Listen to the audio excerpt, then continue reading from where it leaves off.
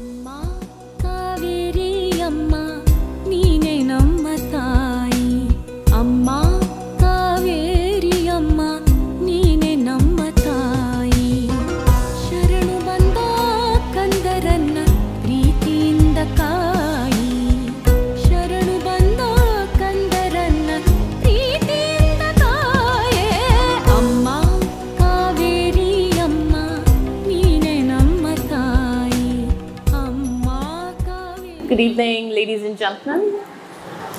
I'm very thrilled and excited to see you all here. I must thank you all for making it on a rainy evening, and that too to Fort Kochi. So thank you all once again. My name is Nazia Yusuf Izzuddin, and I am the Ehsas woman of Kochi. We have gathered here today for the launch of The Right Circle by the Prabha Khaitan Foundation. This day and your presence here will go down in history as a launch day of the Prabha Khaitan Foundation in Kochi. In fact, our very own Kochi, India's living center of syncretism and diversity.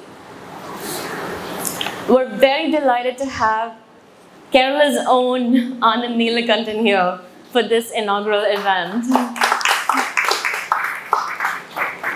It means this is very special for us, and your love for your land is something we all know. So thank you very much, Phil. Thank you, Nazia. I have attended many Prabha Khaitan events in different cities, but this is a special. Sorry, I interrupted you. No, thank you for interrupting me, and a very warm welcome to you once again. Today's event, and in fact all of Prabha Khaitan's Kochi events, are in collaboration with our hospitality partner, the CGH Earth Experience Hotels. We all know them for their contribution to both tourism and the idea of eco-friendly tourism in India, and in collaboration with the David Hall Gallery and the Pandal Deli and Cafe. We also welcome Dominic Joseph, who represents the CGH Earth group here. Welcome. This event is also in collaboration with the Ehsas Women of Kochi. Ehsas is a program run by the Prabha Khaitan Foundation, and Ehsas women are considered to be the women empowerment wing of the Prabha Khaitan Foundation. So I am an Ehsas woman from Kochi, and Poonam here, our conversationalist today, is the Ehsas woman from Coimbatore. So we're a network of women all over the country, and we take initiatives in running Prabha Khaitan in each of our cities. A very, very, very warm welcome to Poonam, who's also one of my best friends. Let me take this opportunity to introduce Prabha Khaitan Foundation to you. Prabha Khaitan Foundation is a non-profitable trust committed to humanitarian and social-cultural issues. The late Dr. Prabha Khaitan established it as a charitable trust in the early 1980s. It is based in Kolkata, and it is committed to supporting women's empowerment, gender equality, literature, culture, children's welfare, social causes, arts, and performing arts.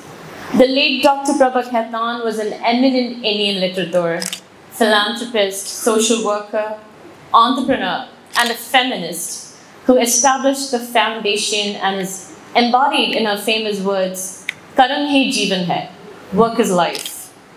Charting a glorious 40-year journey, the foundation has gone only from strength to strength by launching many initiatives to further the cause that Dr. Khaitan had envisaged. PKF, the Prabha Khaitan Foundation, we organize authors' meets, book launches, literature fests, panel discussions, and boutique festivals, and events of performing arts all over the country, and in fact all over the world.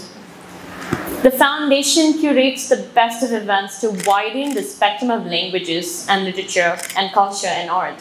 So Hindi, English, and vernacular equally.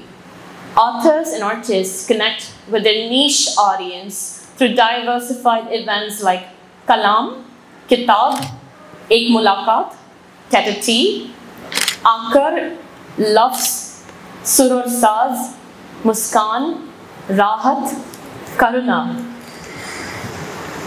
And over a span of 40 years, we have hosted luminaries like Vinod Bharadwaj, Alok Srivastav, Amish Tripathi, Shashi Tharoor, Raskin Ban, Pandit Hari Prasad Chaurasya, Pandit Vishwamohan Bhatt, Usha Utub, Ricky Cage, Shiva Mudgal, and our very own Anand, like he said, in many of the cities that we have chapters in. Today's program, The Right Circle, comes under our initiative of literature and language. A cross-country platform for writers in the English language, The Right Circle strives to bring together authors and their readers in an informal and engaging setting. The sessions are structured around the life and works of the author, followed by an interaction with the audience. The Right Circle started its journey from Jaipur and now has sessions across India and also overseas in cities like Oxford, Birmingham, New York, and Oslo. Till date, we have done more than 6,000 Right Circles in India and abroad. To create awareness in the community, we uphold one pressing social issue every month. We are elated to share that the 3-time Grammy Award winner, Ricky Cage, the man behind the signature collar tune of the Prabha Khaitan Foundation, has curated 12 amazing musical pieces to score across video invites of events and social media platforms. So each of you who received a video invite must have heard the anthem for this month. The cause of this month is Kaveri, the river Kaveri. In this piece, he talks about the river Kaveri, one of India's major rivers that nurtures abundance and livelihood to all living in and around and everywhere. You know, nature is one connected whole. So Kaveri is the river for all of us. You know, then nothing reasonable about nature, I think, and I believe. The Kannada song expresses that the river Kaveri, born in the green mountains, feeds us without complaining, bathes us in her beauty, and provides us warmth, soothes our troubled minds with her gentle flow. She is home to millions, and yet we destroy her, steal from her, and pollute her existence with greed. We take everything from her. She is the mother we pretend to love. Now, for more information, you can follow us on our social media platforms, and you will get regular updates on all our events, and you can also hear the anthems that we create every month. Now, the moment that all of you have been waiting for. Anand does not need an introduction, but it is my absolute privilege to introduce you. He is one of India's top-selling authors with more than 13 books to his credit. Anand is also a columnist, a screenwriter, and a public speaker. He is known for writing mythological fiction and has authored 12 books in English and 1 in Malayalam. He has also written screenplays for popular television series in Hindi in various GEC and OTT platforms. He has been writing a column named Acute Angle in the New Indian Express since 2017.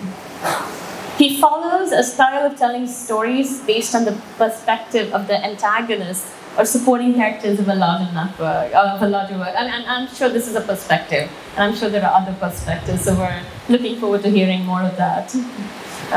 Mr. Neelakantan has won the Kalinga International Literary Award of 2017.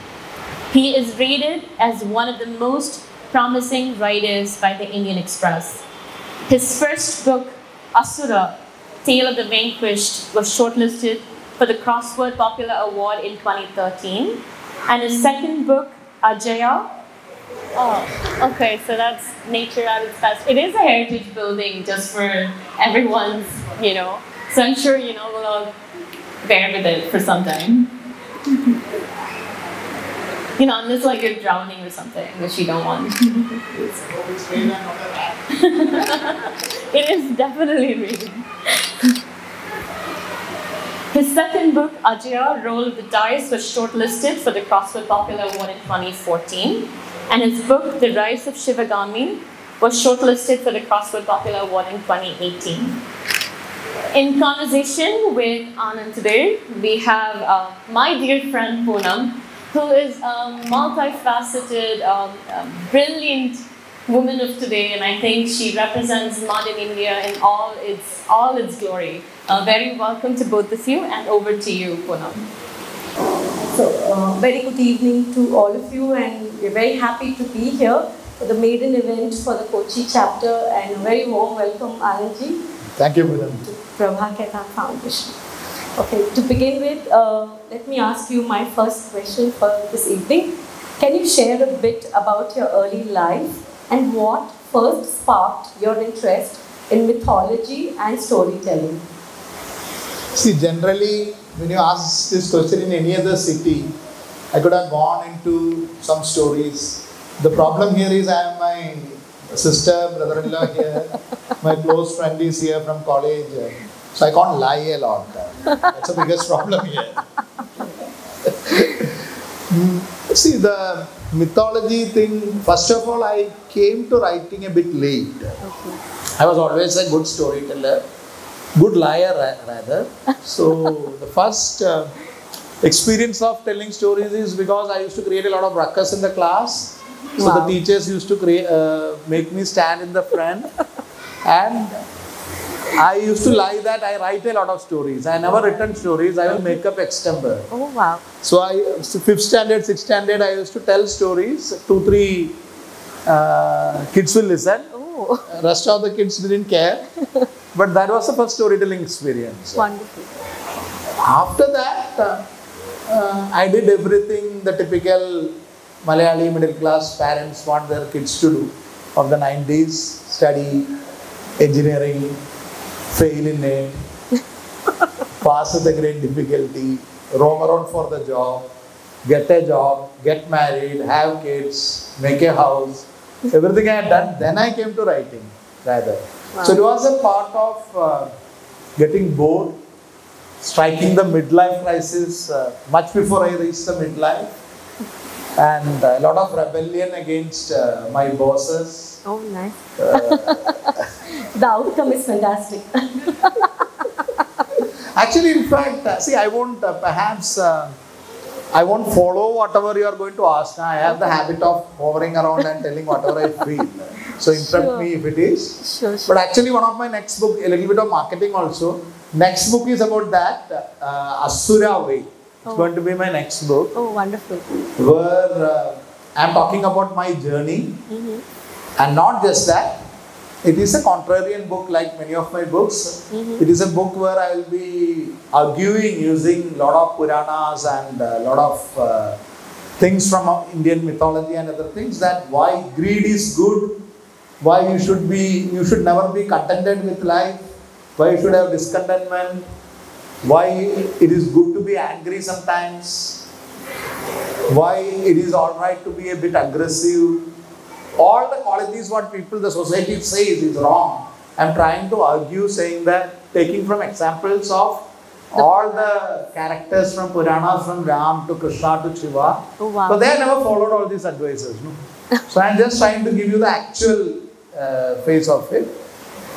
And that is called the Asura way. Oh, we are really looking forward to that. So moving on, you said mythology has always been a part of your life journey growing up, but it often dwells into complex themes and morals. How do you approach the task of making these ancient tales relatable to today's viewers and readers, especially in the time and age of social media audiences? Can you please shed some light on what made you want to bring them to a modern audience? All our Puranas have been written and rewritten many times. That is why there are so many Ramayanas, so many Mahabharatas. It's not a new tradition or something which I invented. Only thing perhaps unique I would have done is I had written it in English. Okay. Otherwise, in all Indian languages, this has been going on for ages, right from Sanskrit, right from when Bhasa started it with his Urubanga and Panjaratra, Yeah. where Urubanga Duryodhana is the hero, then Karnabhara, where Karna becomes the hero, Pratima Nadaga, where you see the Ramayana from some other side. And to that, lot of languages like Pamba Bharata in Kannada, a lot of them have followed this. Many of the folk narrations and folk traditions have got fantastic Ramayana and Mahabharata which can shock a typical person who watches my mythological show, which is totally the conventional one. So I am a professional writer. So what I mean by professional is that one, I take money for writing. That's one definition of professional. Apart from that, professional writer in the sense, how does an actor do? An actor can play the villain's role and the hero's role and the comedian's role. Yes. A good actor can do. Yeah. So I write in the morning a typical series where you are showing the entire thing from the conventional perspective, where Ravan is the villain, Ram is the hero. Oh, wow. The conventional one television thing, which I earn my 70-80% of my living income. Okay. And the evening I write the book where I change the perspective to the other side. So I am seeing it from all angles. So when I was writing Vanara, Vanara was the book published by Penguin, now in 8 languages. Vanara, Bali is the hero and Sugriva is the villain. Okay.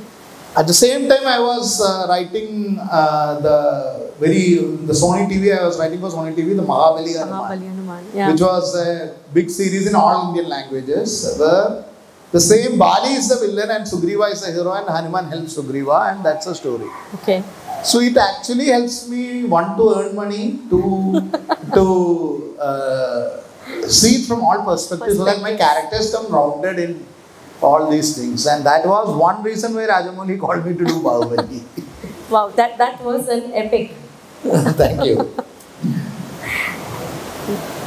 Since you've been writing about the mystical, magical and mythological world a lot, can you share with us about a particularly memorable or challenging scene or a character you had to write for your books?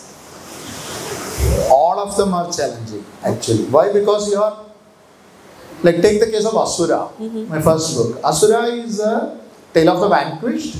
So you are telling the Ramayana from the perspective of Ravana. So this is perhaps the most successful book, almost. Actually, Asura took me to the world of television and films, because most of the directors who called me have first read Asura, whether Rajamouli or Rakesh Oberoi, or a lot of them, many of them, the projects didn't work out with Shekhar Kapoor, Maniratnam and all. But most of the directors, they first read Asura. Okay. Asura is challenging because you are challenging a 5,000-year-old or 6,000-year-old perspective. Yeah. And you are trying to tell this tale from how it would have looked like. Not just from Ravan's perspective, but also from the perspective of a common Asura, who is called Bhadra. That Bhadra becomes very challenging. Because Bhadra, there is no reference. Bhadra is a character. Only one reference comes of Bhadra. Bhadra, in some Ramayanas, Bhadra is the name of the person who scandalizes Sita, who comes and tells Ram, is the washerman who talks about Sita. In some Ramayana, the Bhadra is a messenger who overhears the washerman. And second time the Bhadra's name comes is, there is another Bhadra who is the charioteer of Ravan. Okay. So I took this character and made a complete character out of him. So Bhadra lives, since I am from Kerala, I don't know, many people, some people I met here also, they didn't know that I am from Kerala, and I learned English with great difficulty. So I am a normal government school boy. So I came to English also very late. My first English book I read, apart from the textbook which you are forced to read, there is no choice. Apart from the textbook, was at the age of 16, the Freedom at Midnight, where I had both English and Malayalam and tried to make sense of the English. So one of the things which I remember is I had one of my friends who couldn't understand Malayalam, so I had to tell a story of a film in English. Oh, nice. And the film was for 2 hours, the Malayalam film. My storytelling went for 8 hours. So that is my idea with English. But since I am coming back, since I am a Malayali, I was born and brought up here. This Bhadra is a character from the banks of Periyar who goes to Lanka. The Malayalis can go anywhere. Who goes to Lanka, then to Ayodhya. So the entire perspective of Ramayana is told from that of a common man. So you get, once you become a common man and think about Ramayana, imagine you are in Lanka, you are sleeping at your home. There's nothing, I'm not trying to create any controversy, and actually this room is very dangerous. There is no exit gate also. Somebody wants to leave me, there is no way I can run also. Only one gate is there. Taking the risk, I am telling this. Imagine you are Bhadra and you are living in Lanka and you are peacefully sleeping at home. You are already under a tyrant. In my Asura, Ravan is not the hero. Like whatever he is doing is not right. That's why Bhadra is there. Okay. Ravan has all his negative qualities and his positive qualities. Only viewpoint is there. That's one reason why I have escaped many controversies, because I didn't make Ravan into a total hero and Ram into a total villain or anything. It's seen from the perspective of a common man. Okay. You are sleeping at home. You are already under a tyrant. You don't have any power. Like imagine our rulers now declare a war with someone else. What can you and I do here? Nothing. We can't do anything. No, at most I can write an article and get arrested. More than that I cannot do anything. Bhadra can't even do that. So Ravan has done something wrong. He has kidnapped Sita and has brought him. He has his own reasons, whatever it is. Hanuman comes. Okay. He burns Lanka. What am I supposed to do for that? This is a perspective change you are giving. You are a common man. You are caught in between the war of giants. You are an ant when elephants are fighting. This is the perspective I try to bring. Nice. Unlike a lot of fiction, where each and every scene is written for the exact interpretation of the audience, I found your book to be a little different, as it requires a lot of reading between the lines. Your books and style of writing have always had an underlying or a discrete message, or something for people to interpret with their own.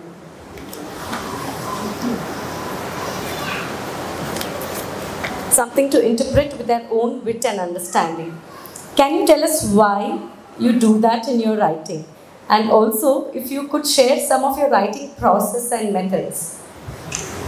See, I think writing should not be plain. Writing can be plain in television. Not in books. Why I write books is because you can bring layers. Why I write television is because I can make a living. Writing books, nobody can make a living, to be very frank. Books do sell. Even after being one of the top selling authors of the country, I would not have been in a position to leave my corporate job and be a professional writer had I not gone into the screenplay writing of OTTs, television and films. But books, what they give is they allow you to go into the minds of the character, which no screenplay can do. Screenplay, you cannot go inside the mind.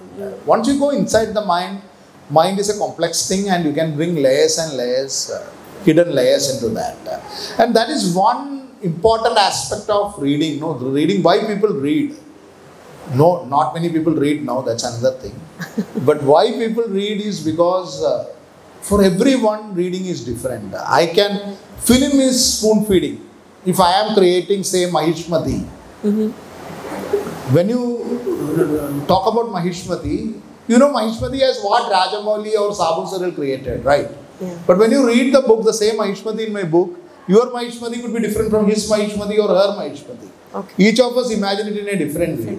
So naturally, books have a tendency to fire your imagination and you start interpreting the characters according to your experience in life, your viewpoint in life. So this canvas is much more deeper when you write books. So that is why I try to add layers. If I want to write plain, it is much easy on your face to write for TV or television, or OTT still has some layers because OTT is a long format of writing. Yeah. But films and television, the simpler they are, the easier it will reach more people. So my Indraprastha or Hastinapura is today's India. in my Ajaya. Hastinapura is today's India. The Mahishmati of my Bahubali series is totally different from the book. It is a prequel to the film, but the book is much more darker. It's not a golden Mahishmati. It's far more darker with its social imbalances, with its caste system, with its patriarchal methods, with its oppression of women. It's much more, far more deeper and darker in the book with almost 40 characters. The film hardly 7 or 8 come. Yeah. The book is much more deeper. So this is what, and book is around 1500 pages. So Netflix is coming up with a series.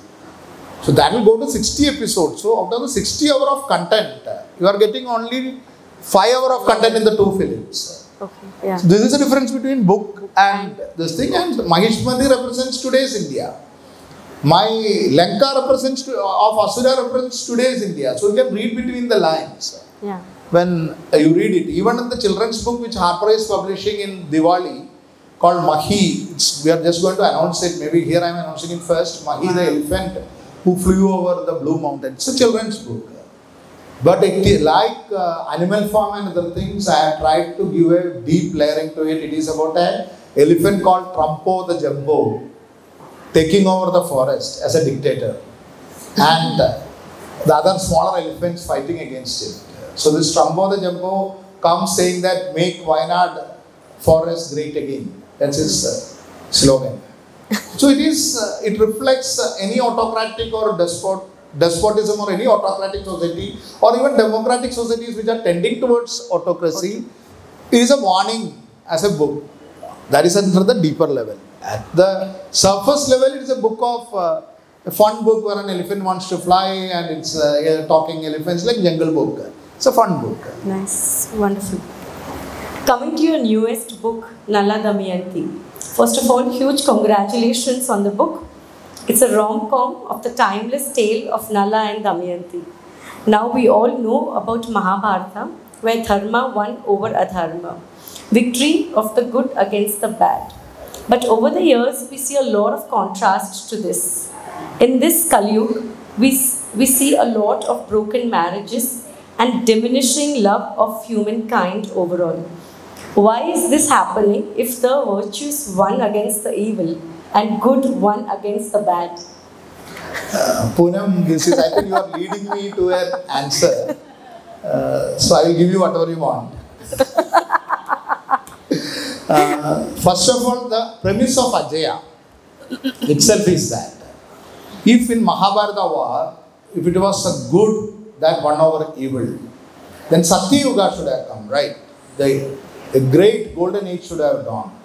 Instead, a dark age has come. Kali Yuga has come. So the logical question is, what is that which won? Was it the Dharma which won or the Adharma which won? Why is a Kali Yuga which has raised? It's a logical question. So the premise of why today it is bad, it is supposed to be bad. It is Kali Yuga, right? And we have to work harder to make it more bad. Because that is what the prediction is. If you live in if you believe in Indian culture, Indian Puranas, or if you even believe in any religion, then you have to make the things worse. Because that is how they are predicted. Otherwise, you are going against your religion if you are trying to make it better. Logically. So all religions talk about it's going to end in a bad way. Yeah. It's a prediction. Because all religions work on fear. Yeah. Fear and temptation. It's a basic thing. Most religions on the surface level work on it. So one of the fear what they give is things are going to be bad. Some religions talk about judgment day and how they are going to fry you, make you tandoor and all those things. Some other will say we'll have infinite number of janma and you are come here and suffer again and again. This is your hell. So either way it is fear. So that is regarding eternal love of Nala Damayanti. That I took it as a challenge. Actually, it was written as an audio play. In between, I also write audio plays and drama, stage plays. So one of the audio plays which I wrote was for this app called Storytell, which came in 10 languages. In Malayalam also it is there. Nalanda Damayanti it is called, of which one character I played. My good voice like that of Yesudas, I used it for one of the characters called Rituparna. But the idea of Nala Damayanti is actually it is a Prince in Distress and a Princess Fun book. So that was the idea of And it. it was really nice to see how the woman was able to manage and see, overpower so many things and come out of that. That's very nice. So the premise is whether I love Brahma decides that with humans it is going to be very difficult. Humans have become a big headache. Yeah. Because no other, he had created a lot and after that he has gone for a sleep. When he wakes up and finds that somebody was disturbing in his sleep. He has created so many creatures, but only humans are continuing to pray. And humans continuously ask for this thing, that thing. No other animals have problem. You think I made a mistake? I am going to press the reset button, remove humans, and so that the world is a paradise. Humans is a nuisance. So from here it starts. So he has a pet. One swan is there called Hemanga. In Nala Damayanti, you know that swan. Yeah. No? That swan. That's why I made it like Disney characters of them. So Hemanga says that Hemanga loves humans because he finds humans entertaining. So he doesn't want the entertainment to end. So he grabs Brahma's hands and says, don't do it. Brahma says that, okay, I will give you one chance. You find one love, at least one love that can withstand, because what is a man and woman's, or whichever way, now it's a type of inclusivity, so whichever way of love it is, they are dependent on good looks perhaps, status, money, security. A lot of things are there for, a lot of reasons are there for many of us to stay married or in relationship, at least as per Brahma.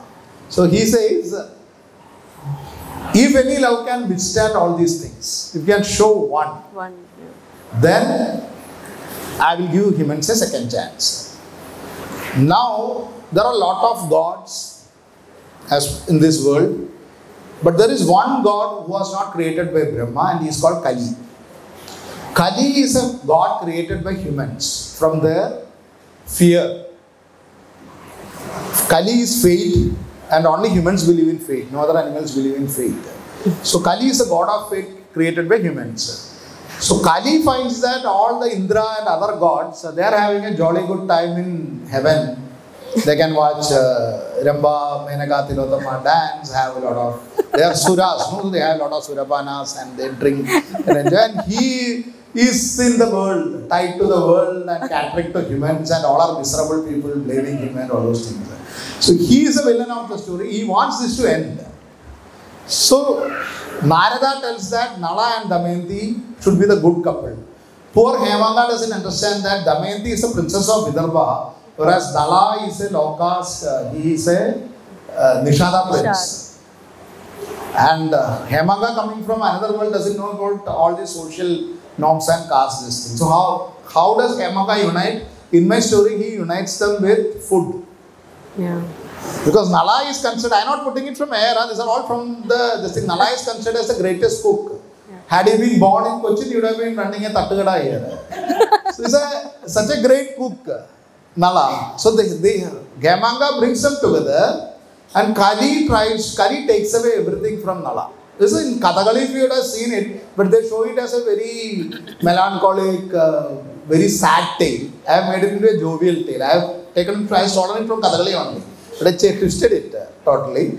So Nala loses his kingdom, Nala loses his beauty, he becomes a dwarf, he loses his status and he becomes a cook in this king called Rituparna who doesn't believe in fate. So it takes a Rituparna to unite them back. So that is more than this, if I tell you won't buy my book, so now you buy the book. So let me tell you, it was a fabulous read for me too. Thank you. Yes. Okay. Lastly, what advice would you give to aspiring writers and storytellers who are inspired by your work and want to dwell into the world of mythology? I will say don't. One, I don't want competition, not that. The second, basically it is a tough way of making a living. Join politics, it's a better way, easier way. It's very tough way of earning a living in the sense that one, you will have to be very careful what you are writing. 2, you'll have to go very deep. 3, you should know how to justify even if you have written something wrong. 4, not many people are interested. It's not a big wide world who read it. It's a very small kind of thing. But if you are really passionate about writing and you have decided to torture yourself, then nobody can help you. The only advice I can give you is write visually. 2 reasons are there. One, we are for 100 years. See what happens. Many a times, all of us are connoisseurs of literature. We are trained to enjoy literature based on how beautiful the words are framed. But this comes from a tradition of poetry. Because for thousands of years, tales were sung. So we tend to like very beautifully written words. And when you are starting to write, you try to write very beautiful word. You Shashitharify yourself. No offense against him, he's a good friend and I admire him a lot. But what he does is he puts tougher and tougher words. And one, it is a good way to impress. Second, it adds beauty to it. All these things are fine. But for the last 100 years, we are used to visual storytelling, right? We see television, we see films, and people tend to imagine stories as visuals. So many of the books which tend to get a lot of awards and other things, they go by the criteria of great language. But the problem is the moment you translate them, the moment you take out the language out of it, there will not be much in that. So they become untranslatable. I don't know whether there is a word like that, forgive my English. But it becomes untranslatable, and there is a need for such books, but they won't go beyond the boundaries of that language. When you write visually, with simpler words but with great deep thoughts and visuals, like Asura now is in 17 languages across the world. Most of my books are gone in language because first I don't know much of English, so my English is very simple, de-terrified English actually. It's elementary English. But I try to bring all the depth and other things in my thoughts and how I visualize it. Second important thing, it brings you to the notice of good film directors. Like what happened to me. Because they are seeing a screenplay out of it. So I didn't train in, I don't have the history of, a lot of my friends who are in Bombay, who are living in Bombay, they have this soap story of coming to Mumbai, eating vada pav and living under the, living inside a pipe or living under the flyover and this kind of stories. All of them are told. Once you are successful, then you can live in a drainage also in your previous life. Only after being successful, you can tell all those stories. You're still living, don't tell it. So this kind of story, but I don't have that kind of a story. They tell that I came in a parachute. Because I was already having a government job and I was having a jovial life, and then I was called by, like Asura was read by Star TV CEO. He came to one Jaipur Lit Fest where I was speaking. I was speaking like this nonsense only, somehow he liked it. He called me, and that's my entry first time to television without knowing Hindi. So without knowing English, I could write English book. Without knowing Hindi, I am writing Hindi now. Wow. Because my thinking is visual. So it could be an screenplay will give you as a writer less satisfaction for the 29 days of the month. 30th day, it will give you maximum satisfaction. Because that's when the check comes to the bank. So, books you will be remembered because of your books. Books you are doing for eternity. For day to day. So, if you write visually, you can break, from my experience I'm telling you, you can break into different worlds if you are a professional writer. Okay. Otherwise, you will have to do some other job and write for your passion, which is a good way of living also. It's a right way of living also. Nice. In addition to your writing, you've also written significantly to the visual and audio representation to stories like Siya Ke Ram, Bahubali, Nalla Damayanti. How do you collaborate with directors and artists to bring your vision to life? Because I'm sure, you will have your point of view, the director will have his point of view. Don't ask me. See, one of the reasons, there are a lot of, lot of us live in Bombay, many of the writers. Now Amish is abroad, he became a diplomat, but others live. Imagine Amish is the highest selling author and he became a diplomat later by writing books. So, Ashwin Zanki, a lot of us are there. We all meet and all of us are good writers, but none of them have been able to get into films and television as much as I have. Not because I am a better writer, but because I have lesser, I at least don't show my ego. Okay. I act as if I am very humble, because I am very fond of getting the check. So, first lesson when you are writing for television or films, you are just a hired hand. If you want to have the ego of a writer, go write a book. If you want to be really ego, having a lot of ego, write a poetry. Only you will read, so you can always pat yourself and say that after Kalidasa I am the greatest, or perhaps better than Kalidasa. Ego, when you are going for television or film, it is an industry. You are a worker, you are a cog in the industry. So, I don't know how much time you have. Now 2 more minutes. Okay, yeah. 2 more minutes. I write mega serials. She has given me 2 minutes. So, what happens, you are writing. One experience with Rajamali sir itself, I will tell. I was writing, he had a 500 crore film. At that time, it's a huge money. And I gave him a scene.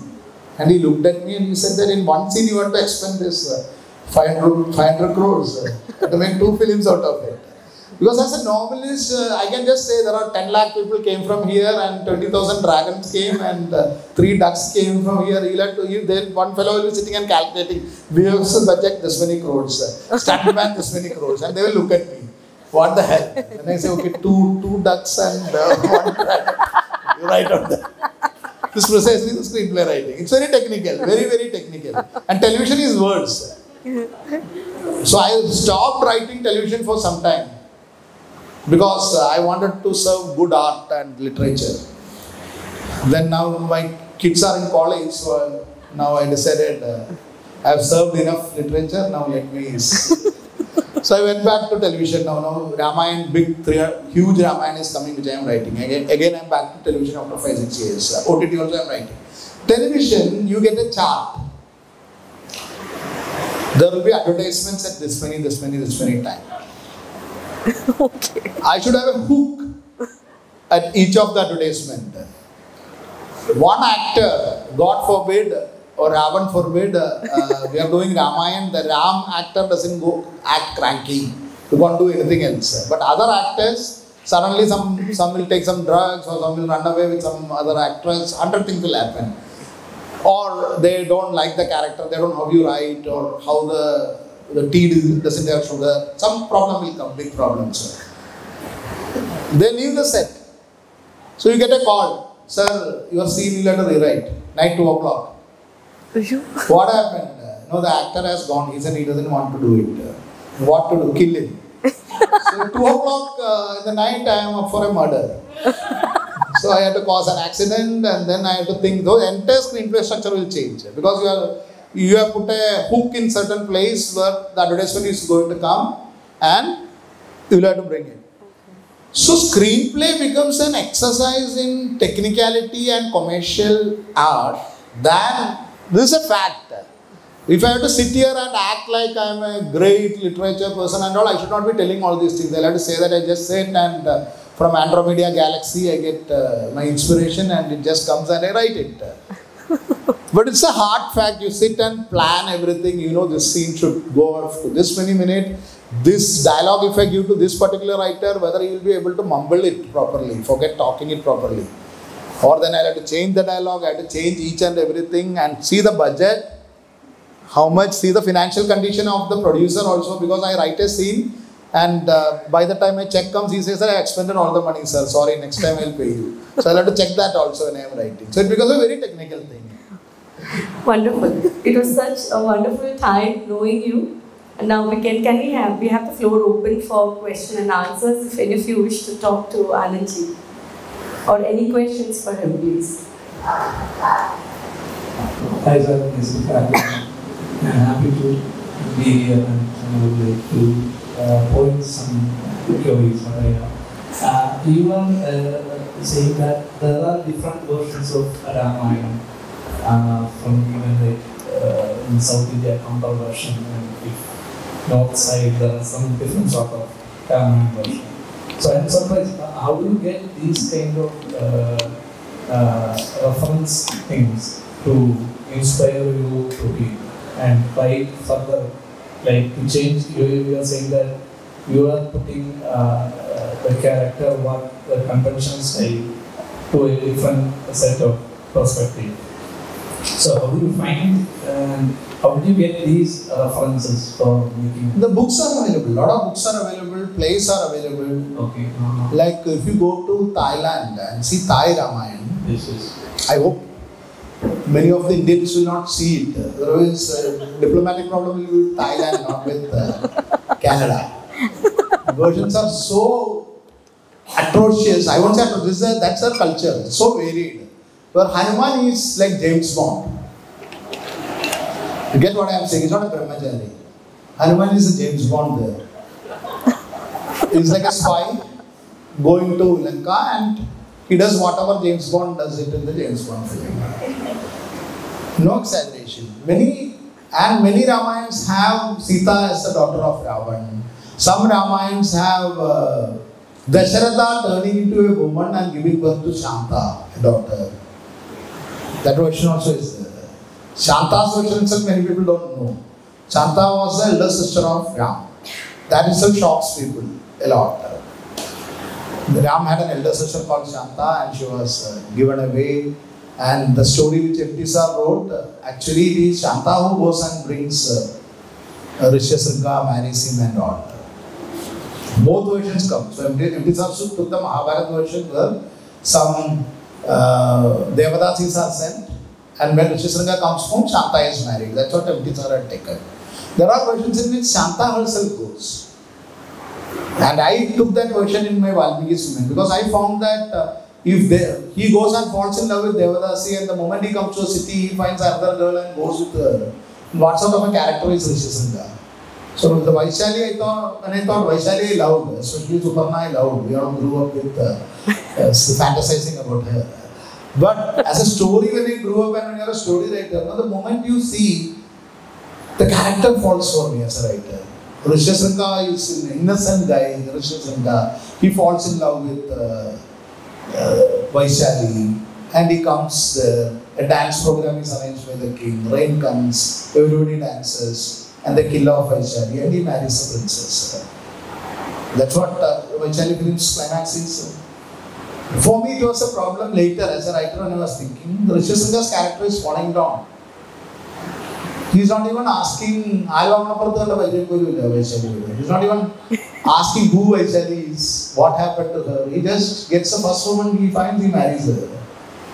So I went with the other version. That version is available. It's not that F.T. made it up. That version is more popular. But I went with the version where Shanta herself goes. There is one more version where Dasharatha enters this Vibhandaga's forest, where whichever person enters, any male enters of any species turns into a female. So Dasharatha enters there. That was too modern for me, so I didn't take it when I wrote it. Dasharatha enters Vibhandaga's forest. He turns into a woman, and he falls in love with a man, and they have a kid, and that kid is Shanta. That version also is available.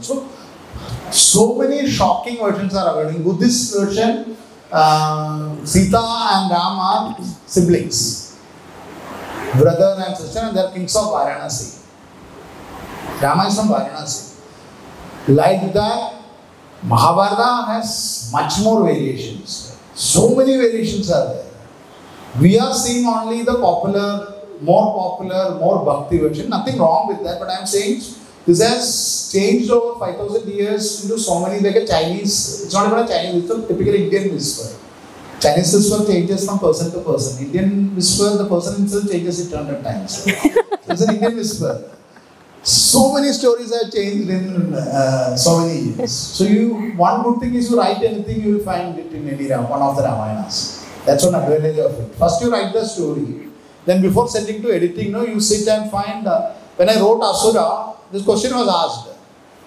First I wrote the story, I didn't research and write it. Whatever came to me, intuitively I wrote it. Then when they asked, I could find reference for each and everything. So many versions are available. I am not the first person to write it. Thousands of great writers have written it. You are standing on the shoulders of giants, peeping over what you have written and converting it to English and selling it. Thank you. Thank you.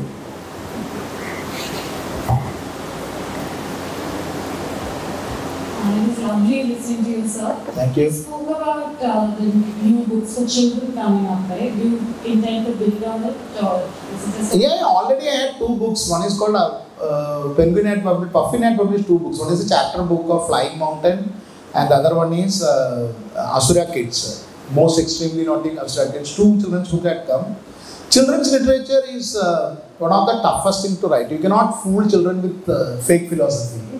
You have to properly tell a story. Other thing, you can write pop philosophy and get away with it. And give something which nobody can understand, and hundreds of people will be sitting and thinking about what they had thought of. Like the famous story of Changambura is there. No? Changambura was, his poetry was in the class, in the syllabus when he was doing MA in Maharajas. When he was a student there. And 8 students were there, he got 6th rank interpreting his own poetry in the class. It's a very famous story. I don't know how true it is, but this is a story we have all grown up heard it. Children's book, you cannot write that. That is why you need a Ruskin Bond to write a proper children's story in Indian context. So I am grateful to Penguin and Harper that along chapter books Sudhamurthy has, Ruskin Bond has, and then they are coming up with my series. So this is a part of, this one is with the Harper, but Penguin also has got a series of books, children's stories. It has to be totally entertaining and good. There's no way you can escape writing something which only somebody sitting like this can write. Kanjavarchi edana san pillarku edana pattilla.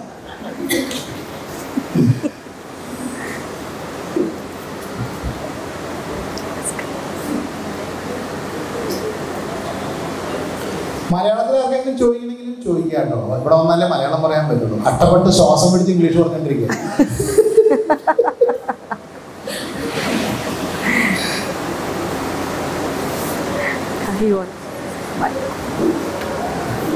ആ ഒരു മഹത്വം ഞാൻ മലയാളത്തിൽ ചോദിച്ചത് English സംസാരത്തിൽ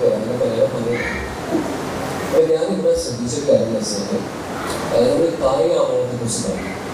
ഞാൻ കഴിഞ്ഞ വർഷം ഒരു 10 ദിവസം അവിടെ ഉണ്ടായിരുന്നു. അപ്പോൾ അവിടെ ഞാൻ നല്ലപോലെ ഷോ കണ്ടു, രാമായണ ബീച്ച് കണ്ടു. അവിടെ ഗവൺമെൻറ് ചെയ്യുന്ന ഷോസ് അതിൽ ഈ പറഞ്ഞ ക്യാരക്ടർ മനസ്സിലായിട്ടുണ്ട്. അപ്പോൾ അതുപോലെ തന്നെ മറ്റുള്ള പല സ്ഥലങ്ങളിലും ഈ വേർഷൻസ് കണ്ടിട്ടുണ്ട്. ഒരുപാട് ഡിഫറെൻറ്റ് വേർഷൻസ് ഉണ്ട്. ചോദ്യം എന്ന് വെച്ചാൽ ഇതിൽ നമുക്ക് ഇതിൻ്റെ ഒറിജിൻ എവിടെയാണെന്നുള്ള കാര്യത്തിൽ നമുക്ക് ബിക്കോസ് ഈ ബാലി ഭാഗത്ത് ഇന്തോനേഷ്യ ഭാഗത്ത് അങ്ങനെ പല ഭാഗത്തായിട്ടുണ്ടായിരുന്നു. സോ ഇവർ പറയുമ്പോൾ ഇന്ത്യയാണ് പറഞ്ഞുകൊണ്ടിരിക്കുന്നത്. എന്നാൽ ഇന്ത്യ എന്ന് പറയുമ്പോൾ ഞാൻ മനസ്സിലാക്കിയത് എന്താ വെച്ചാൽ നമ്മളിപ്പോൾ ഇൻഡിപെൻഡൻസിന് മുമ്പുള്ള ടൈമിൽ ഇന്ത്യ എന്നൊരു രാജ്യം ഉണ്ടായിട്ടില്ല, നമ്മളാണ് ക്രിയേറ്റ് ചെയ്യുന്നത്. പക്ഷെ ഇന്ന് പലരും വിശ്വസിക്കുന്ന ഒരു ഫേക്ക് ആയിട്ട് കാരണം ഇന്ത്യക്ക് സ്വാതന്ത്ര്യം കിട്ടിയെന്നുള്ള പറയാറുണ്ട്. പറഞ്ഞ കാര്യങ്ങൾ നമ്മൾ വേറെ ഇതിലേക്ക് പോയില്ല നിങ്ങൾ പറയുന്നത്. അപ്പോൾ അങ്ങനെ ഇതിനൊക്കെ ഒറിജിൻ എവിടെയായിരിക്കുന്നതിനെ കുറിച്ച് റിസർച്ചോ കാര്യങ്ങളോ? ഇന്ത്യ എന്നുള്ള കോൺസെപ്റ്റ് പൊളിറ്റിക്കലായിട്ടാണോ കാണുന്നത്, കൾച്ചറലായിട്ടാണോ കാണുന്നത് എന്നുള്ള ഒരു ഇമ്പോർട്ടൻറ്റ് ക്വസ്റ്റ്യൻ ഉണ്ട്. പൊളിറ്റിക്കലായിട്ടാണെങ്കിൽ ഈ പറഞ്ഞത് ശരിയാണ്. ഇന്ത്യ അല്ലല്ല, ഞാൻ പറഞ്ഞ പൊളിറ്റിക്കൽ ബൗണ്ടറീസ് നമ്മൾ പറയില്ല ജോഗ്രഫിയിൽ. ഇതിപ്പോൾ ഇന്ത്യ ഇപ്പോൾ നമ്മൾ കാണുന്നത് പൊളിറ്റിക്കൽ ബൗണ്ടറിയാണ്. കൾച്ചറൽ ബൗണ്ടറി എന്ന് പറയുന്നത് ഇറ്റ് ഡസൻറ്റ് ലൈക്ക് കേരളം ഇന്ത്യയുടെ പാർട്ടായിരുന്നു. പൊളിറ്റിക്കലി ഒരിക്കലും ആയിരുന്നില്ല. അശോകൻ ഭരിച്ചിട്ടില്ല, അക്ബർ ഭരിച്ചിട്ടില്ല, ആരും ഭരിച്ചിട്ടില്ല. But culturally it was a part of it. Same thing about Indonesia and Burma were culturally a part of the greater India. Culturally, it's two different things. Indian തന്നെ ആയിരിക്കും ഇത് പോയി കാണുക. കാരണം ഇതുമാതിരി ഇത്രയും ഫാന്റാസ്റ്റിക് ആയിട്ടുള്ള tales Indians, we are great storytellers. Always we have been great storytellers. All the stories have Indian values in it. Actually Indian റിലീജിയനായിട്ടും കൾച്ചറായിട്ടും മ്യൂസിക്കായിട്ടും ആർട്ടായിട്ടും they are so interlinked that it would have gone from India. ഈ രാജ്യങ്ങളൊക്കെ പലപ്പോഴും പാലാസ്, കലിംഗാസ്, പല്ലവാസ്, ചോളാസ്, ഇത്രയും രാജ്യങ്ങൾ ഭരിച്ച സ്ഥലങ്ങളാണ് ഇതൊക്കെ. അപ്പോൾ ആ സമയത്ത് തന്നെയായിരിക്കും ഇതൊക്കെ പോയി കാണുക. അവിടെയുള്ള ക്ഷേത്രങ്ങളൊക്കെ ഇവിടുന്ന് ചോള ടെമ്പിൾസും പല്ലവ ടെമ്പിൾസും ഒക്കെയാണ് പലയിടത്തും. അവിടെയുള്ള ശ്രീവിജയ എംപയറൊക്കെ ഉണ്ടായിരുന്ന സമയത്ത് ഇവിടെ നിന്ന് തന്നെ കൾച്ചറലായിട്ട് പോയ സാധനങ്ങൾ തന്നെയാണ് ഇതാണ്. Only thing is that Hinduism എന്ന് നമ്മളിന്ന് വിളിക്കുന്ന റിലീജിയൻ വരുന്നതിന് മുമ്പ് ഇതൊക്കെ പോയി കാണും. കാരണം ജൈന രാമായണവും ബൗദ്ധ രാമായണവും ഒക്കെ ഈ രാമായണ കഥകൾ കൊണ്ടുപോയിട്ടുണ്ട്. സോ ഫിലിപ്പീൻസിൽ ദർ വാസ് ഒരു ഷോ ഉണ്ടായിരുന്നു ബോംബെയിൽ.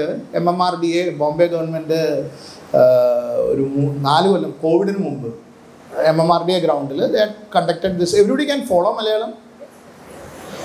MMRDA ഗ്രൗണ്ടിൽ ഒരു ഷോ വെച്ചു. അപ്പോൾ ധാരാളം നാട്ടിൽ നിന്നുള്ള ഇൻ്റർനാഷണൽ രാമായണ ഫെസ്റ്റിവലാണത്. 7 ദിവസത്തെ പ്രോഗ്രാമാണ്. ഇന്തോനേഷ്യയിൽ നിന്ന്, ഫിലിപ്പീൻസിൽ നിന്ന്, തായ്ലാൻഡിൽ നിന്ന്, കംബോഡിയയിൽ നിന്ന്, മംഗോളിയയിൽ നിന്ന്, റഷ്യയിൽ നിന്നൊക്കെ ട്രൂപ്സ് വന്നിട്ടുണ്ടായിരുന്നു. ഇവരൊക്കെ അപ്പോൾ എന്നെയാണ് അവരുടെ കഷ്ടകാലത്തിന് ഇന്ത്യയുടെ കൾച്ചറൽ അംബാസിഡർ എന്ന് പറഞ്ഞിട്ട് മഹാരാഷ്ട്ര ഗവൺമെൻറ് വിളിച്ചത് സംസാരിക്കാനായിട്ട്. രാമായണത്തിനെ കുറിച്ച് സ്പീച്ചിന് അവരുടെ കഷ്ടകാലത്തിന് എന്നെ വിളിച്ചു. അപ്പം ഞാൻ സ്പീച്ച് കൊടുക്കുന്ന സമയത്ത് അന്ന് ഫഡ്നാവിസ് സാറാണ് ചീഫ് മിനിസ്റ്റർ, എല്ലാവരും ഉണ്ട്. ഫഡ്നാവിസിൻ്റെ വൈഫ്, എൻറ്റയർ ആൾക്കാരുണ്ട്. ഇതേപോലൊരു ഫസ്റ്റ് തുടങ്ങുന്നതിന് മുമ്പ് ഒരു 10-200 പേരുള്ള ഇതാണ്. അപ്പോൾ ഈ BJPയുടെ, ശിവസേനയുടെ ഒക്കെ ഉള്ള മിനിസ്റ്റേഴ്സ്, ബ്യൂറോക്രാറ്റ്സ് എല്ലാവരും ഉണ്ട്. ഞാൻ പ്രസംഗിക്കാൻ കയറിയ സമയത്ത് ഞാൻ ഇതിനെക്കുറിച്ച് പറഞ്ഞു. ഒരു 32 രാമായണത്തിൽ സീത രാവണൻ്റെ മകളാണ്. അപ്പോൾ രാമായണം തിന്മയ്ക്കെതിരെ നന്മയുടെ വിജയം എന്നുള്ളത് ഒരു വ്യൂ മാത്രമാണ്. 32 രാമായണങ്ങളിൽ സീത, അതാണ് ശരിയെന്ന് ഞാൻ പറയില്ല. രാമായണത്തിന് വൈവിധ്യങ്ങളുണ്ട്. അതിൽ 32 രാമായണങ്ങൾ, എൻ്റെ കണക്കിൽ 32, അതിൽ കൂടുതൽ ഉണ്ടായേക്കാം. ഏകദേശ കണക്കാണ് ഞാൻ പറയുന്നത്. 32 പറഞ്ഞു. അത് അവിടെ ഒരു ചെറിയൊരു പ്രോബ്ലം ഉണ്ടാക്കി. കാരണം അങ്ങനത്തെ ഒരു ക്രൗഡാണ്. പക്ഷേ ഒരു ക്രൗഡിൻ്റെ അകത്ത് എപ്പോഴും ആളുകൾ ഒരിക്കലും ബഹളം ഉണ്ടാക്കുന്നില്ല. ഇതൊക്കെ വളരെ ഹൈ പൊസിഷനിൽ ഇരിക്കുന്ന ഒരാളാണ്. അപ്പോൾ ഡിന്നറിൻ്റെ സമയത്ത് ഓരോരുത്തരായിട്ട് വന്നു, ഇങ്ങനെ പറയണത് ശരിയാണോ, ഇങ്ങനെ ഉണ്ടോ എന്നൊക്കെ ചോദിച്ചു. ഞാൻ പറഞ്ഞു ഇങ്ങനെ ഉണ്ട്, എനിക്കുള്ളത് പറഞ്ഞു. നിങ്ങളെന്നെ പറയാൻ വിളിച്ചു, ഞാൻ പറഞ്ഞു. ഞാനിത് ശരിയാണെന്നോ അതാണ് ശരിയെന്നൊന്നുമില്ല പറയണത്, ഇത് അറിഞ്ഞിരിക്കാൻ വേണ്ടി പറയണത്. അപ്പോൾ അവർ സർപ്രൈസ്ഡ് ആയിരുന്നു. കുറച്ച് ഒരു അസ്കിതയൊക്കെ ഉണ്ടായിരുന്നു ഈ കേട്ട് കഴിഞ്ഞപ്പോൾ. അത് കഴിഞ്ഞ് ഷോ തുടങ്ങി കഴിഞ്ഞപ്പോൾ ആദ്യം ഫിലിപ്പീൻസാണ് വന്നത്. ഫിലിപ്പീൻസ് രാമായണത്തിൽ എല്ലാ കഥാപാത്രങ്ങളും കാത്തോലിക്സാണ്. രാമനൊക്കെ കാത്തോലിക്കാണ്. പള്ളിക്കുർബാനയെ കഴിഞ്ഞിട്ടാണ് രാമായണം. കാരണം ഇത് കൾച്ചറൽ തിങ്ങും റിലീജിയസ് തിങ്ങും തമ്മിൽ ഭയങ്കര വ്യത്യാസം പറയാൻ. പള്ളിക്കുർബാന എന്നാണ് വരുന്നത്, അവരൊക്കെ ക്രിസ്ത്യൻസാണ് ക്യാരക്ടർ ഫിലിപ്പീൻസിൽ. കാരണം ആ രാമായണത്തിന് മുമ്പ് എത്തി, പിന്നീട് അവർ പോയി. അതിൽ സീത രാവണൻ്റെ മകള്, അത് കഴിഞ്ഞ് തായ് വരുന്നു, ഇന്തോനേഷ്യൻ വരുന്നു, എല്ലാത്തിലും സീത രാവണൻ്റെ മകൾ. ഇവരുടെ മുമ്പിൽ വെച്ചിട്ടാണ് ഇത് കാണിക്കുന്നത് ഓരോന്നോരോന്നായിട്ട്. ഞാനവരെ പറഞ്ഞു പഠിപ്പിച്ചൊന്നുമല്ല. അവർ 300 വർഷം 400 വർഷമായിട്ട് ചെയ്യുന്ന സാധനമാണ് അവർ കൊണ്ടുവരുന്നത്. ഇപ്പോൾ കൾച്ചറിൽ അതിൽ ചില രാമായണത്തിൽ ഈ ക്യാരക്ടേഴ്സ് മുസ്ലിംസാണ്. നമാസ് ചെയ്യും സ്റ്റേജിൽ. യുദ്ധത്തിന് മുമ്പ് നമാസ് ചെയ്തിട്ടാണ് രാവണനും രാമനും ഒക്കെ യുദ്ധത്തിന് പോകുന്നത്. മുസ്ലിംസാണ് ക്യാരക്ടേഴ്സ്. കഥകളുണ്ട്. രാമായണം എന്ന് പറയുന്നത് മതത്തിനതീതമാണ്.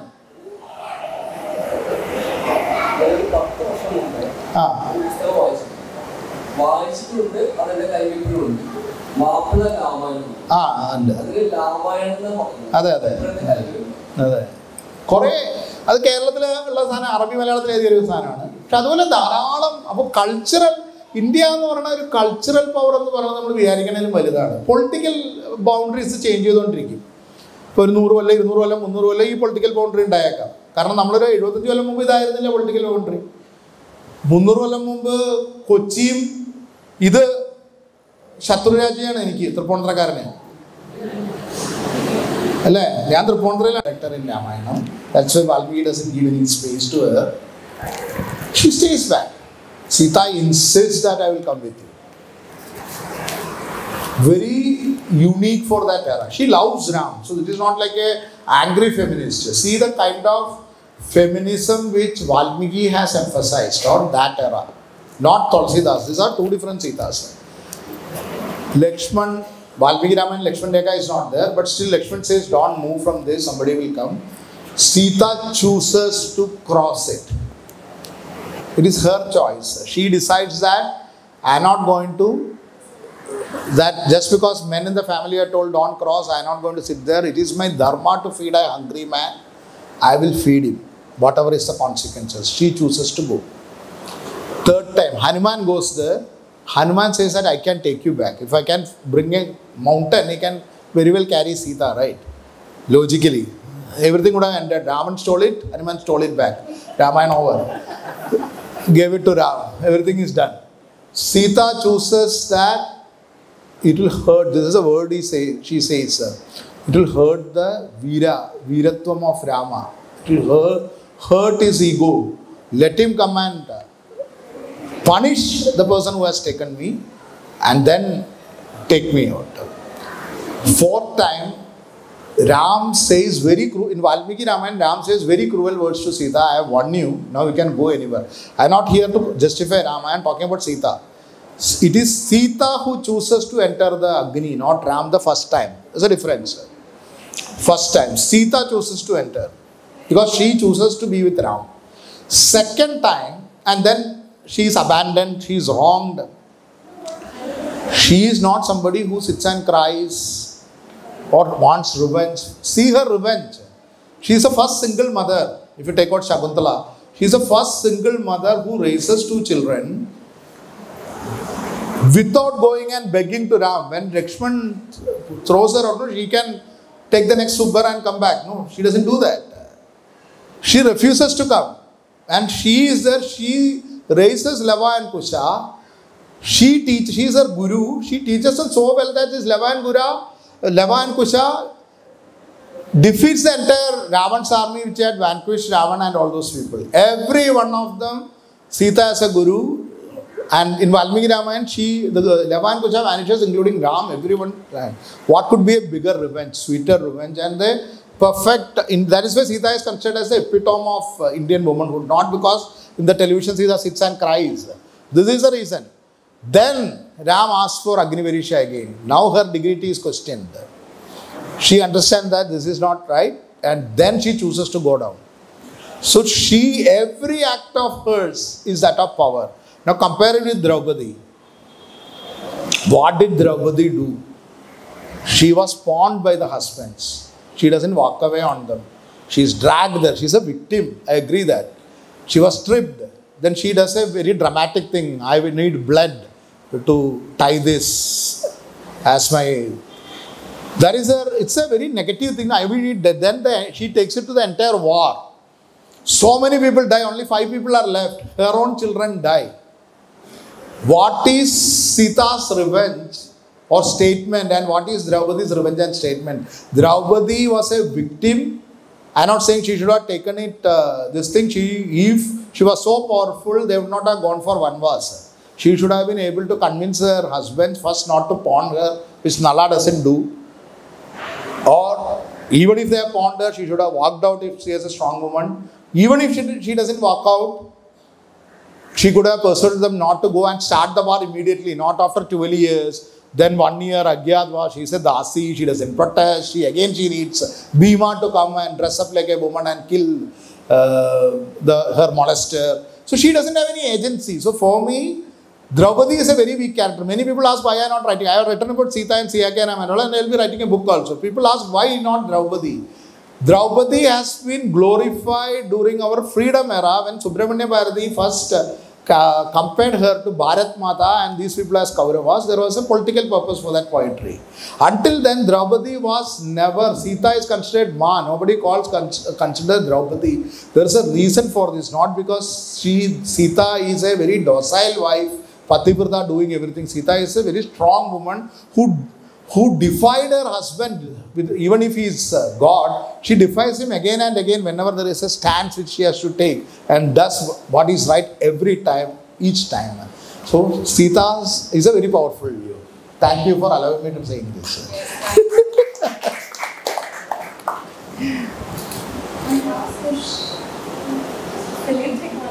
I don't mind. ഇപ്പോൾ റീഡിംഗ് വളരെ കമ്പാരിറ്റീവ്ലി ഭയങ്കരമായിട്ട് കുറഞ്ഞിട്ടുണ്ട്. അതുകൊണ്ട് തന്നെയാണ് സാർ ഇത്രയും നന്നായിട്ട് എഴുതിയ വാൽമീകിസ് വിമൻ എല്ലാവരിലേക്കും എത്തിയിട്ടില്ല. അതുകൊണ്ടാണ് ഇത്രയും എക്സ്പ്ലെയിൻ ചെയ്യേണ്ടി വന്നത്. But through media, through serials, ഇത് കുറച്ചും കൂടി പവർഫുൾ ആയിട്ട് സാറിന് എത്തിക്കാൻ പറ്റും to the audience.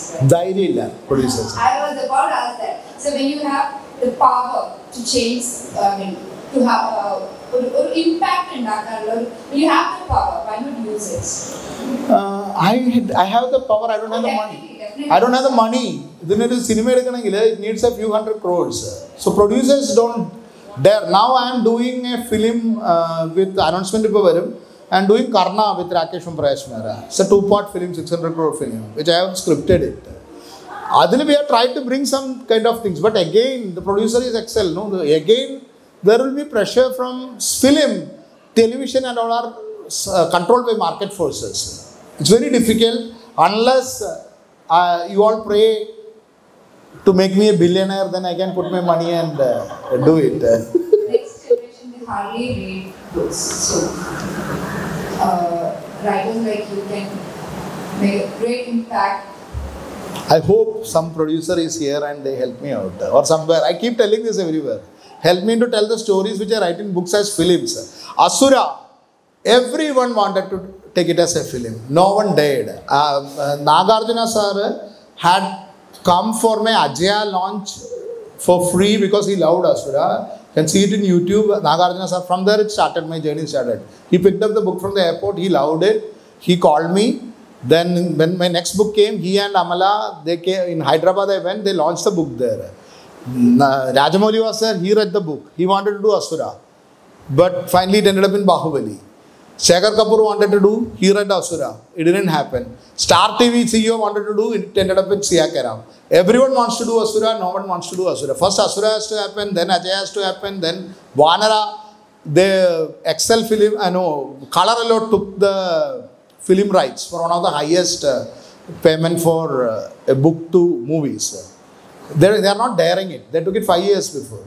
I have done a dance drama based on your book, Karaga. Thank you. Thank you. Film mass media analo. It can. Exactly. People are creating trouble for the color of the beginning of an actor. How do you think we can get away with Tadak? ഞാൻ always say, artist നാണ് ഈ ഒരു change കൊണ്ടുവരാൻ പറ്റും. I'm trying my best. ബുക്കിൽ എഴുതി ധൈര്യമായിട്ട് അത്രേ ഉള്ളൂ. Thanks. Thank you. I don't have a question, but I do have a request. You said gave voice to one of the characters in the audio clip. Can we have a few lines? Few lines of it. I don't remember what I wrote also. I can play it perhaps here or later. Thank you. Thank you. Very much. Thank you very much. I wanted to ask you something.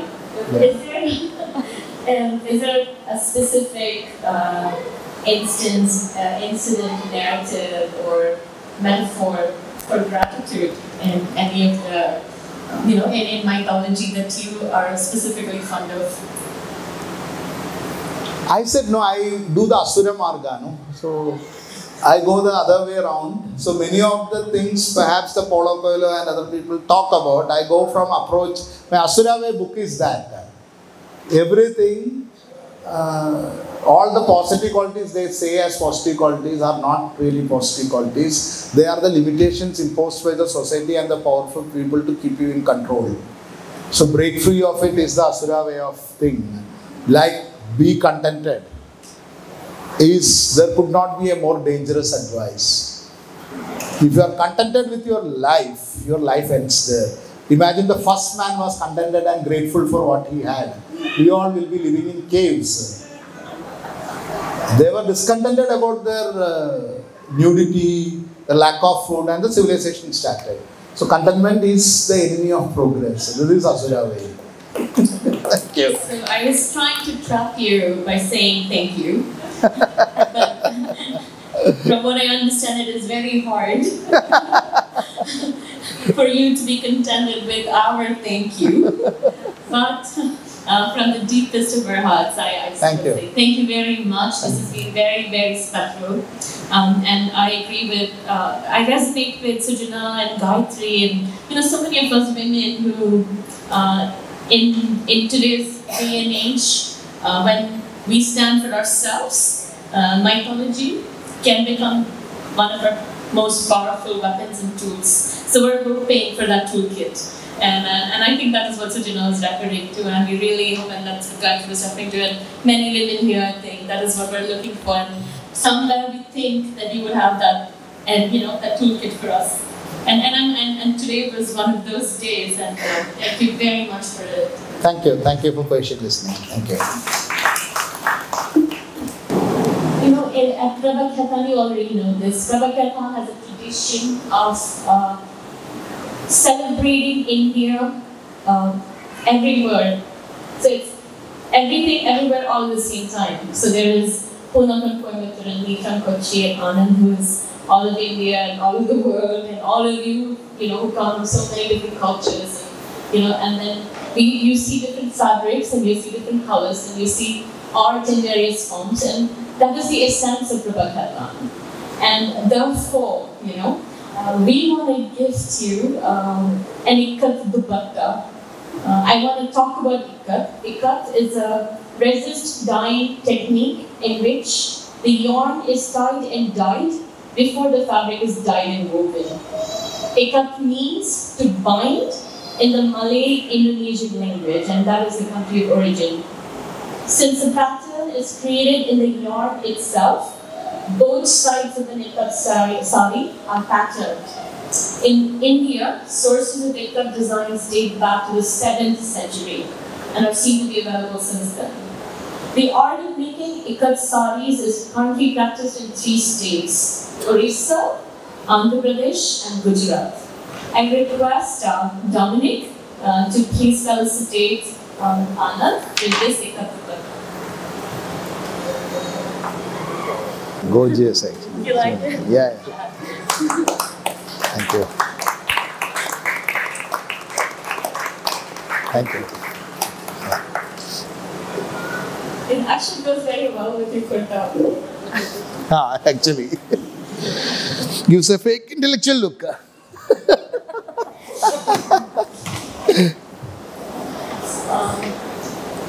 As much as we go the Asura way, and I still believe that it is the love of friends and family that make good things happen.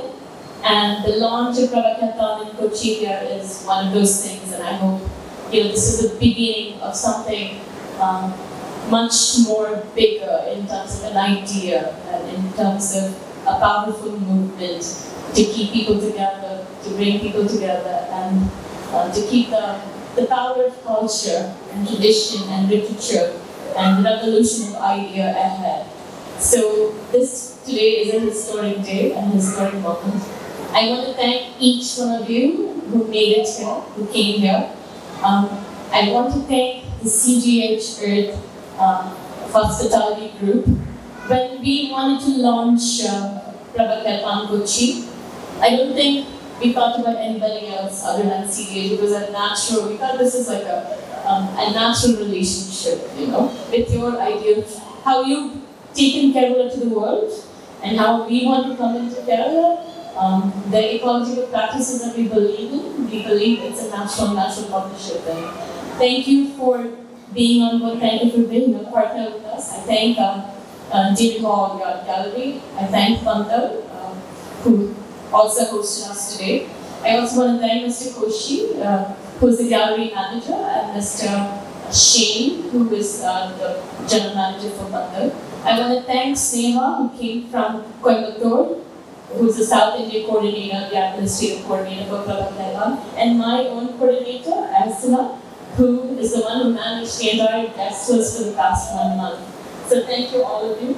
And like I said, I want to thank my friends and family who got this going, all the way from Pune, who brought Prabha Khaitan here to me, and to everyone here, who's now building this up. Thank you all. One more thing about the Light Circle is when you come to the Light Circle, we see that we only take 30 entries. That's also because we only have 30 books to give away. So we're happy to give you, send you back with an autographed copy of Nana Damayanti. We request you to take one book per family, and please get it autographed by Anand and take it home with you. Thank you all. Thank you.